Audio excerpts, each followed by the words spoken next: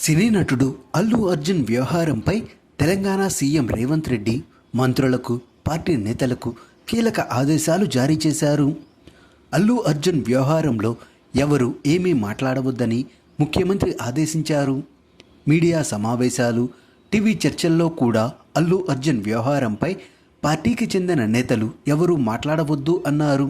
ఈ మేరకు పార్టీ నాయకులు మాట్లాడకుండా చూడాలని తెలంగాణ పీసీసీకి సీఎం రేవంత్ రెడ్డి స్పష్టమైన సూచనలు ఇచ్చారు. అల్లు అర్జున్ తన లీగల్ టీంతో భేటీ అయ్యారు.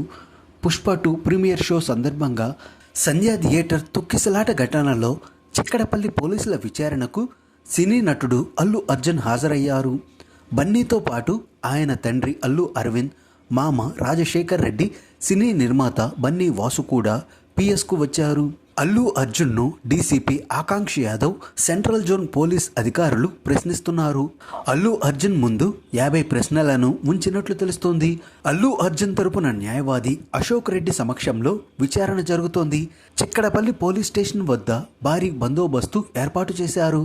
మరోవైపు సంధ్యా థియేటర్ వద్ద సీన్ రీక్రియేషన్ చేసే యోచనలో పోలీస్ ఉన్నట్లు సమాచారం. రాత్రి 9:30 గంటల నుంచి అల్లు అర్జున్ థియేటర్ నుంచి వెళ్లిపోయే వరకు ఏం జరిగింది అనే సమాచారాన్ని సీన్ రీకన్స్ట్రక్షన్ ద్వారా పోలీసులు రాబట్టాలి అని అనుకుంటున్నారు.